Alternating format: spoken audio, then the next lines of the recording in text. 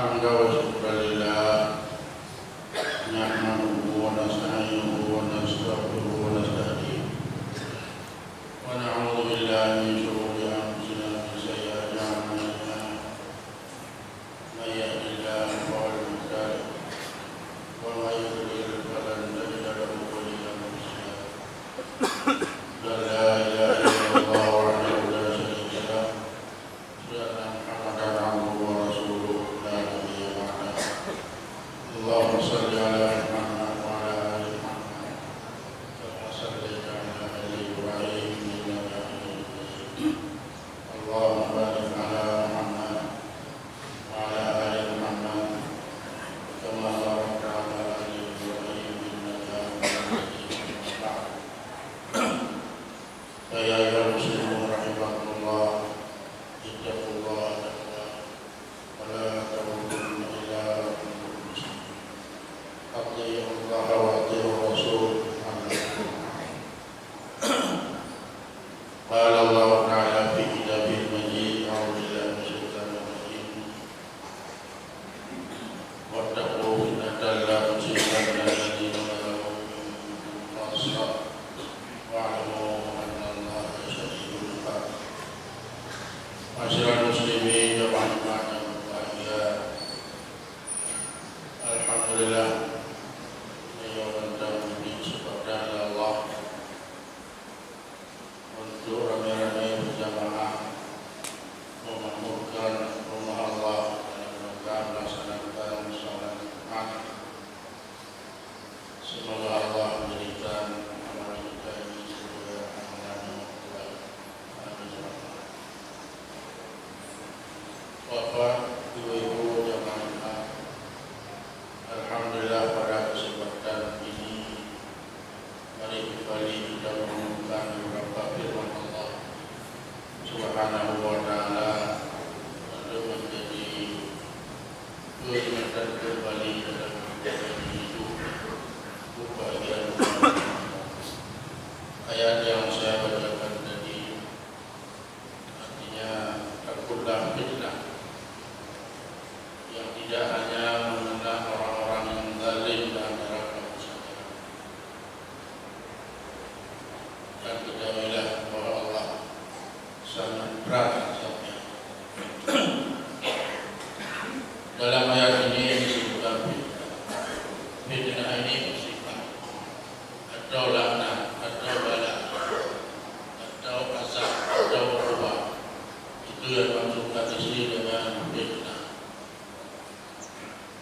Dan fitnah ini akan diturunkan Allah kepada orang-orang yang murka, yang zalim di dunia, yang zalim, baik zalim ini sesama manusia atau zalim manusia kepada Allah Subhanahu wa taala. Hadirin muslimin rahimakumullah. Allah Subhanahu wa taala telah menentukan umat yang dahulu yang zalim. Fir'aun dihancurkan Allah dan kaumnya. Kaum Nabi Nuh dihancurkan. Kaum Nabi Nuh dihancurkan oleh Allah. Dan kaum Nabi-Nabi yang lain yang selalu menjadikan Tuhan yang lain bersama Allah sudah dihancurkan semuanya.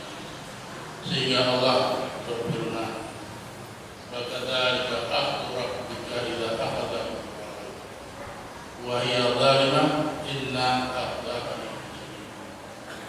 Demikianlah azab Tuhan Fir'aun, kaum Nabi Nuh dan lain-lain. Jikalau Allah mengazab orang-orang dalam negeri dan kalau mereka itu menjadi orang-orang yang wayatan, sesungguhnya azab Allah itu sangat pedih sekali.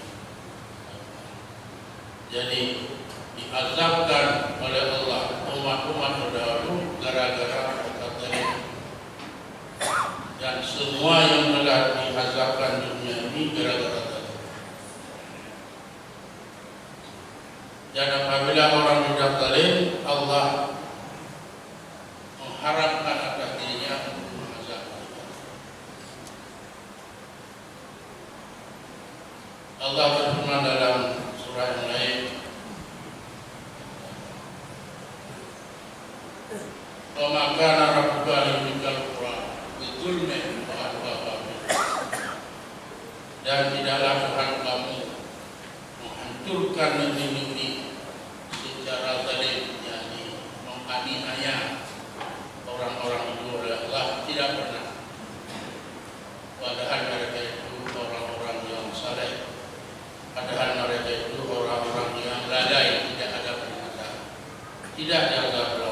Walaupun mereka zalim, mereka berbuat di luar yang merendahkan Allah, karena mereka tidak tahu. Dan kalau mereka orang yang baik, tidak pernah diazab oleh Allah. Hadirin jamaah, banyak ayat yang tidak wajib berkeyakinan bahwa apabila ada penghancuran oleh Allah sebagian daripada negeri maupun kita sekarang ini wajib kita ketahui ini bahagian daripada kehancuran yang telah terkena umat manusia yang gara-gara mereka itu zalim. Baik, kita plesetkan sebab kehancuran ini. Tidak pegah karena saya menjauh-menjauh maka lebih musibah bukan saya bunyi Allah amarah kepada demi musibah Nabi, demi musibah bala, seperti demi musibah ia bah yang menunggu awak tahu Nabi dan kaum Nabi lain. Karena yang bala, yang musibah, yang laknat Allah, betapulahnya rahmat sehingga dia hantam nak berfikir kalau arau, dunia akan kepingan anda berharap tukul yang karena salah. Allah baru akan dirinya menghancurkan kampung karena kezaliman dari Allah. Padahal di kampung itu orang yang baik tak pernah ada. Lalu kalau kita bertanya, apa yang kita lakukan selama ini daripada kezaliman? Bapak jamaah kezaliman yang amat besar adalah syirik kepada Allah. Kezaliman yang dilakukan oleh kaum Nabi Nuh, syirik di dalam masjid, syirik dalam beribadah, syirik dalam mempraktekkan menyembah Allah Subhanahu. Mereka menyembah sesuatu yang selain Allah, dan kalau mereka menyembah Allah. Wadda adalah Tuhan makhluk beberapa dunia. Suara, Yahusa, Yahukah, Nasrani, 5 patung besar yang telah dibangun di atasnya masjid. Mereka berpraktikah dalam masjid itu beribadah kepada Allah di samping menghormati, memuliakan, mengagumi, meminta pada patung-patung tersebut. Pendeknya, bukanlah kezaliman yang besar itu di luar masjid. Bukanlah kezaliman itu tatkala orang mencuri sebagai kezaliman yang besar, tapi kezaliman yang paling besar tatkala orang beribadah. Dan syirik di situ, dan pernyataan syirik di dunia ini adalah tatkala orang menyembah Allah yang diselit di dalamnya penyembahan, pembesaran, pentakdisan terhadap yang lain. Bapak jamaah rahimahullah, ini mungkin dan kapan saja bisa terjadi. Tidak kecuali sekarang ini. Kita lihat Mesir hancur, pesantren hancur, bulan hancur, kulit hancur. Apakah kita anggap mustahil Allah menghancurkan masjid? Ini ke tempat ibadah, ya. Masjid orang Nabi Nuh dulu juga tempat ibadah, hancur. Karena praktek syirik di dalam. Yang rahimahullah terjadi karena pada umumnya orang-orang kita ini tidak pernah belajar tentang tauhid uluhiyah, tauhid ibadah, tentang tauhid kasar, tentang tauhid talak. Tak pernah belajar. Yang ada belajar tauhid rububiyah ber-20 saja. Ber-20 tidak ada dimana dia hendak syirik dalam beribadah. Surah Makkah cara hak ber-20. Awak kaum Nabi Nuh cara hak ber-20. Musyrik-musyrik dahulu di zaman para nabi dulu, orang itu tidak pernah syirik di dalam ketuhanan, di dalam rububiyah. Semua mengaku Allah pencipta. Tidak ada dua penciptaan di dunia ini. Yang menghidupkan, mematikan, memberi rezeki, memberi darah, memberi manfaat, semuanya yang itu Allah. Itulah yang diciptakan dengan sebab Allah. Tetapi kadang-kadang beribadah tinggal tauhid rububiyah di luar masjid. Terjadi syirik dalam berbagai bentuk berdoa, bentuk istighasah, bentuk ziarah, dan berbagai bentuk ibadah yang lain. Inilah zalim dan kezaliman yang sangat besar. Kata Allah, inna syirka la zulm. Sesungguhnya syirik itu sungguh kezaliman yang amat besar. Maka kita dengar perlawanan-perlawanan punya jabut tauhid rububiyah yang nanti wartawan juga, sehingga tidak ada punya keinginan untuk membersihkan ibadah itu dari berbagai bentuk syirik kepada Allah. Mulai lainnya dipegang bangkai kami dia menghadirkan wajah kurenya, itu syirik, sebentuk syirik. Kaum Nabi Nuh, bukan patung langsung yang dibikin dalam masjid, tapi ada proses dari gambar, dari peringatan, dari nama, dari sehingga akhirnya bikin batu dalam bentuk ulama yang sudah meninggal itu, jadikannya sebagai sembahan di tempat Allah. Padahal para nabi semuanya sepakat katakan, ya qaumi ibudullah ma lakum min ilahin ghairuh. Ya qaumi ibudullah ma lakum min ilahin ghairuh. Semua nabi bilang itu.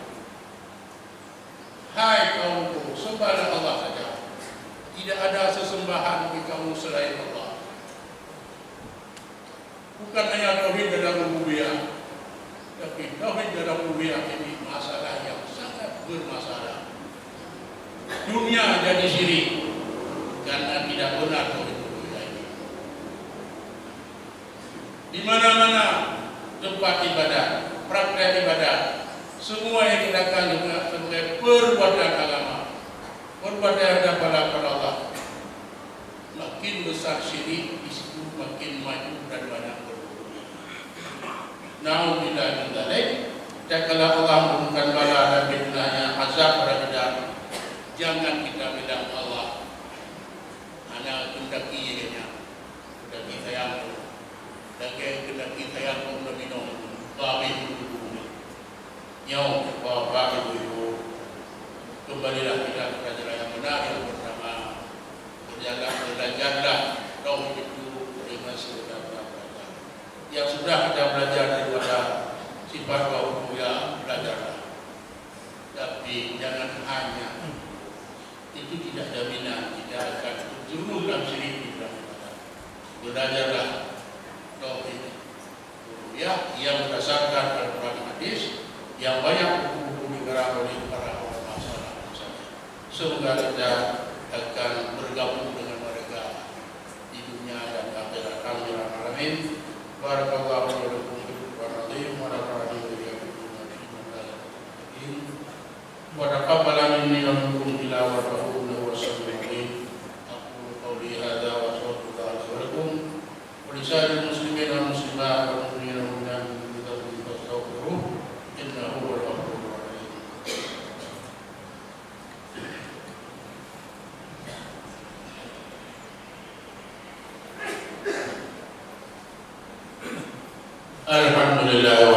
فأنجز وعده ونصر عبده وأعز جنده وهزم الأحزاب وحده. أشهد أن لا إله إلا الله وحده لا شريك له. أشهد أن محمدا عبده ورسوله. اللهم صل على محمد وعلى آل محمد كما صليت على آل إبراهيم إنك حميد مجيد. اللهم بارك على محمد وعلى آل محمد كما باركت على آل إبراهيم إنك حميد مجيد. أما بعد فيا عباد الله، أوصيكم ونفسي بتقوى الله فقد فاز المتقون، وأوصيكم على طاعة الله ورسوله لعلكم ترحمون. قال الله تعالى في كتابه المجيد: إن الله وملائكته يصلون على النبي يا أيها الذين آمنوا صلوا عليه وسلموا تسليما. اللهم صل وسلم وبارك على محمد وعلى آل محمد كما صليت وسلمت وباركت على آل إبراهيم إنك حميد مجيد. اللهم اغفر لخلفاء الراشدين المهديين وعلى أشرف المرسلين بالجنة وأنصار صحابة أجمعين وعنا معهم برحمتك وتعالى المكرمين. اللهم أعز الإسلام والمسلمين، اللهم انصر المسلمين المجاهدين في كل مكان، وانصرهم بنصرك وربك أئمتهم وولاة أمورهم آمين. ربنا ظلمنا أنفسنا ربنا ترحمنا بالخاسرين.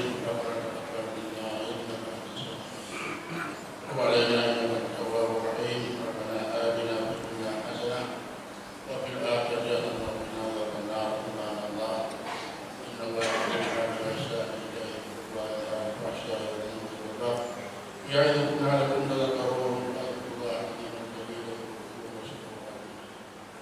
ولذكر الله